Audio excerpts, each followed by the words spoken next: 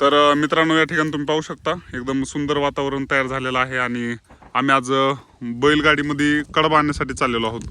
तर बबलू दादाला वंगण लावताना तुम्ही पाहू शकता. खेडेगावामध्ये ज्या बैलगाड्या वापरल्या जातात, आता शहरामध्ये काय बैलगाड्या नसतातच, त्याच्यामुळं ज्या ठिकाणी बैलगाड्या वापरल्या जातात तिथं ग्रेसिंग, जे आपण मोटरसायकलला ग्रीस वगैरे लावतो किंवा मोठ्या गाड्यांना ग्रीस वगैरे लावतो, तर तशी हाफ सर्व्हिसिंग करावी लागते गाडीची बी, जेणेकरून म्हणजे ते लोखंड जे आहे गंजणार नाही आणि लवकर खराब होणार नाही आणि चालताना पण एकदम त्रास वगैरे होणार नाही बैलांना. तर अशा पद्धतीचं हे हाफ ग्रीसिंग केलेलं आहे गाडीला. पाहू शकता काका त्या ठिकाणी शेण वगैरे काढायला लागली तर. आणि आमचे बैल एकदम सुंदर आहेत.